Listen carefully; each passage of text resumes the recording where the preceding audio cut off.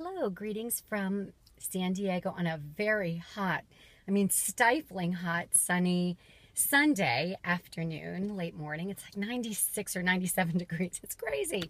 Anyway, made a few observations, had a few observations this morning. I attended, once again, this is my fourth visit to a church down in the Hillcrest area. It was just a random internet search I did, and I've gone to church my whole life. It was very much a part of my childhood growing up. If it was Sunday, you were going to church. You know, it's the way it was. And throughout the week, for that matter. Well, over time, because of this reason, one reason or another, I've gotten a little disillusioned, not with faith, not with God, but with certain things I've noticed or seen or sensed. And it just... there's been kind of an incongruence. Well, we'll just leave it at that. And so I thought, well, I'd like to try again. I'd like to give it another shot and see if there is a right fit. If there is a place that I could really call home again. And this church that I've been trying is very open-minded, open-hearted. And one of the things the interim pastor was sharing today, she's a woman, she has her doctorate in theology, and she was talking about the fact that the church is always supposed to have an open door policy. And, it's funny because over time, when you attend a certain place, you're part of a certain congregation, people start to look alike. And I get that because, great minds think alike or whatever, but you'll see people and they'll all look the same. And before you know it, you have a very homogenous group of people gathered. And not that that's a bad thing, because you have similar faith, similar system, you're just like-minded and in one accord, and that's a good thing, and I get it. But the danger of that is that you can become closed off to the needs of others, the hearts of others. And it is never, I feel, I'm sorry, but I believe it is never our place to sit in judgment of the heart of someone else sitting next to us, because we don't know what they're going through, regardless of what they look like or what we've heard or what we sense or what their deal is. Let me tell you, everybody has a deal, and nobody knows who it is except for the person walking in those shoes. And I like where I'm going because there's a sense of that. All week long, their church is open to different meetings, different AA meetings, and they're very involved in the community and the homeless and the poor. And when I'm sitting in the pew at this place, it's wonderful because we're just spirits sitting there. There's not, oh, there's that white lady who lives up in Scripps. Oh, that one over there, let's see, that one is poor, that one is interracial, this one's gay, this one, oh yeah, this one used to drink.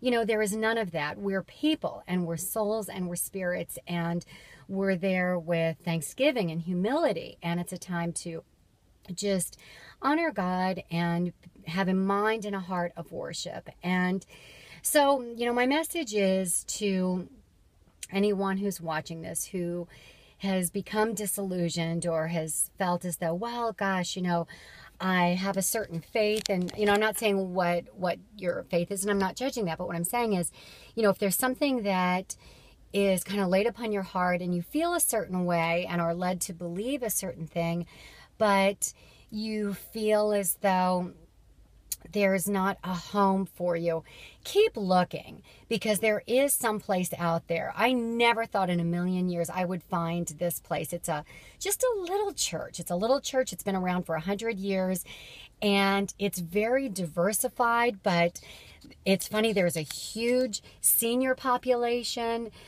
people that are local in that community, younger, older, every ethnicity and culture and belief system and personal history. And that, at the end of the day, is what it's really about, because we are individuals. And even when we're like-minded or have the same belief, the fundamental belief that pulls us and holds us together, the fact is, we need to never, ever lose having an open heart and a willingness to love others for exactly where they are, who they are, how they are. And that was my main message today. So I just wanted to share that with you because I'm pretty excited about this. I mean, it's new. I've only been there a handful of times, but they say, 3 times a charm. Well, maybe a fourth time is a charm. But, the first time, sure, anybody can be friendly and cordial and get it right the first time. Second time back, yeah, so maybe they're on a roll. Maybe 2, consecutive weeks. Yeah, you can do that. 3 weeks, you're starting to see a trend. 4 weeks, I'm starting to see some real consistencies. And, 1 week at a time, but it feels good to think, maybe there's a place, and there's a place for everyone. I'm not as big a fan of a mega congregation, and I think the reason for that, I'm not being critical of it. I mean, you grow to a certain point and then you have greater resources to do greater good, and I think that's wonderful. What I will say for me personally, what I have found is that I'm far more likely to just slip in, slip out, and become anonymous. And that's not a reflection of any particular church or congregation. I'm just saying that as personal responsibility. I find that with larger groups, I'm more withdrawn and I'm quiet, but I'm like that socially too. I'm much, much better one-on-one or with a smaller, more intimate group.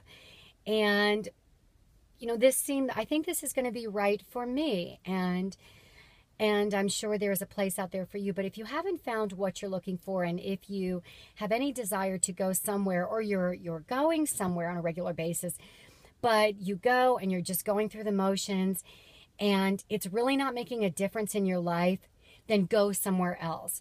Because if it doesn't make a difference and you're not sensing it and you're not growing and you're not being challenged, then it's kind of not worth your time. I mean, I'm sorry to be so blunt, but I feel that way. And I got to that place where it just became rote and routine, and it was just part of the drill, part of the grind almost. I don't mean that in a mean-spirited way or in a coldness of heart way, but it's how it was. It was routine and a certain complacency, we'll put it that way. And I don't want to be complacent.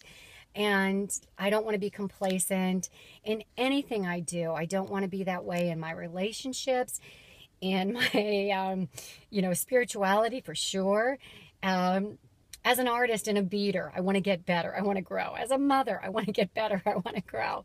And whether you like it or not, you have that opportunity every day. But, whatever. That's all I wanted to share with you. So have a wonderful day. Have a wonderful week, and keep an open heart.